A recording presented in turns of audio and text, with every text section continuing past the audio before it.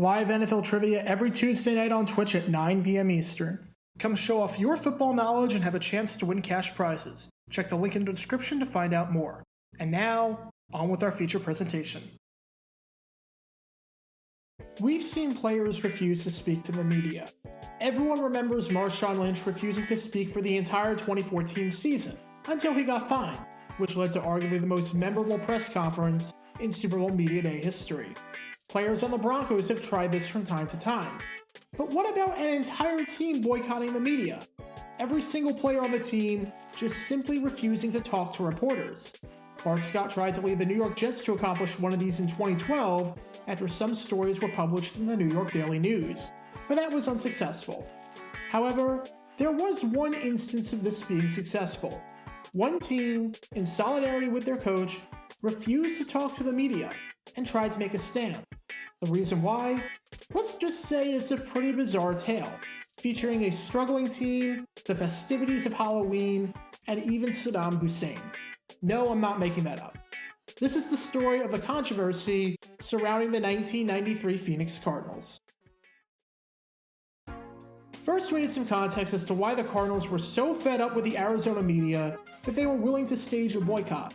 And to understand how we got to this point at the end of October 1993, we should probably go back in time to early 1990, when the Phoenix Cardinals hired Joe Bugel as their new head coach.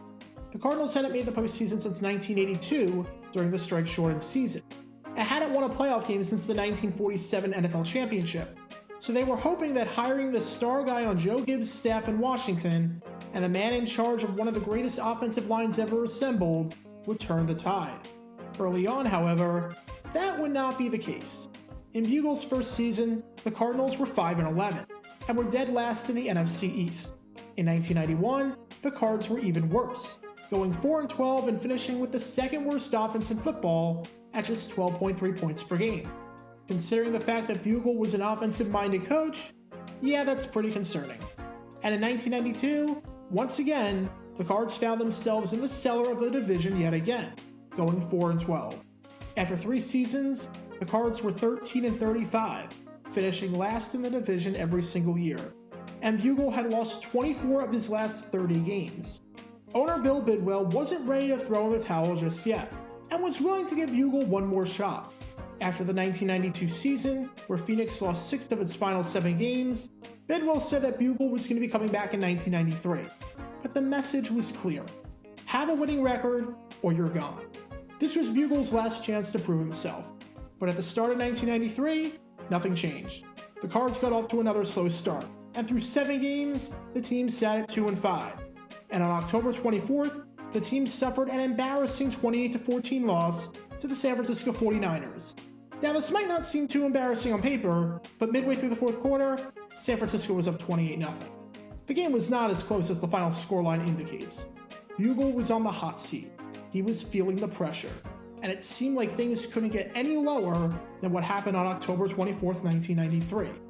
On October 28th, they somehow did. If you're keeping track of your days at this point, October 28th is right around Halloween.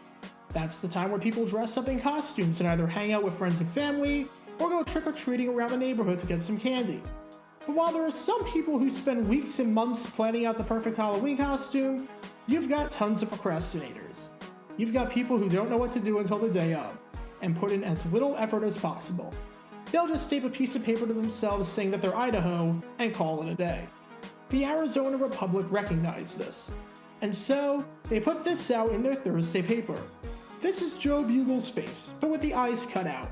You cut out the face, and it's a perfect makeshift mask. The idea is that if you can't think of a costume, and don't want to go as a pirate or a cowboy or something like that, you could throw on a card shirt, cut the mask out, and go as Joe Bugel. Seems harmless and innocent enough, right? The Arizona Republic does this every year, and previously did it with the likes of Charles Barkley, Elizabeth Taylor, and even Saddam Hussein. Yes, the last one looks absolutely horrible in hindsight, but that's besides the point. This tradition is supposed to be in good fun, and even Joe Bugel himself recognized this. Bugel was laughing at this when he saw it, and said that it was one of his better pictures. However, the players on the Cardinals didn't see it that way. The Cardinals thought this move was classless. They thought it was a low shot at their head coach. who they knew was a sitting duck at this point, and they were fed up with what they perceived to be a cheap shot. The man leading the charge was offensive lineman Mark May, who spent 9 seasons with Bugel in Washington, and had played 11 years of his professional career at that point under him in some capacity. May said that what the paper did was absolutely classless, and that this shot was one step too far. And because of this, the players staged a boycott of the media. They refused to talk to anyone, especially after the Arizona Republic refused to apologize. The Republic doubled down. Section manager Amy Carlisle said that she wished the team would take it in the spirit it was intended. Assistant managing editor Marianne Knock told the team to lighten up, and that no apology was being planned. And cartoonist Steve Benson published an editorial cartoon on Halloween, making fun of the entire situation. So just to recap where we are, the Cardinals are upset at the media for doing something they've always done around Halloween, and for something that not even their head coach, the target of the thing in question, had a problem with. The media was doubling down, throwing gasoline on the fire. And if things weren't bad enough, they've got a game on Halloween against the New Orleans Saints, which they absolutely have to win if they're going to save their season. This is going to be a disaster. Let's just call it for what it is. The Cardinals choked this game away.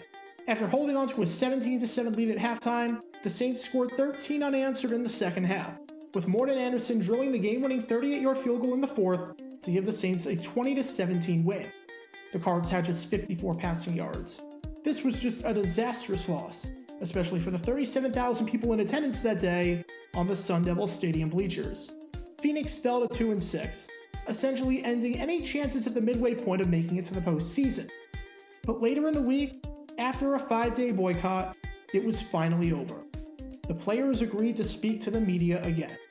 On the day after the game, the sports editor, Bill Hill, met in Tempe with owner Bill Bidwell and general manager Larry Wilson to clear the air. Bugel met with the players after the game on Sunday, and while he didn't tell the players to end the boycott, and while he respected the fact that the players had his back, he said that this was the right thing to do. As Bugel said on the boycott, it was a no-win situation. I think the players showed a great deal of respect right there, and that's great, but it's just like anything else. I don't think anything lasts forever.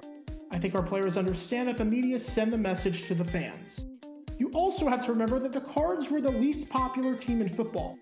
They had just moved to Arizona in 1988, a territory that was dominated by Cowboys fans. Unless the Cards were playing the Cowboys, no game came even remotely close to selling out. As a side note, you can learn more about one dumb decision that they made in a game against the Cowboys by clicking the card in the upper right corner.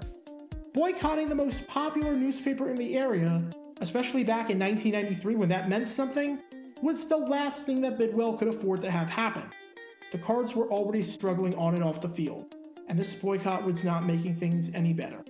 Speaking of not getting any better, the Cardinals missed the postseason yet again, going 7-9.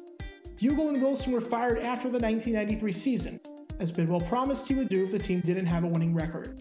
And while we've seen media crusades since then, I'm not sure we've ever seen anything on this scale. And it's all because of a cutout mask. For almost everyone involved in the Cardinals organization, back in 1993, Halloween was anything but a treat for the team.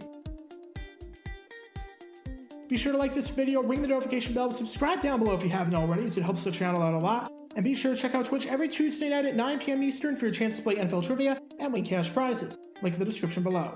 If you want to see videos like this condensed down to 60 seconds, then follow me on TikTok at JarGator9 and subscribe to 60-second NFL history on YouTube.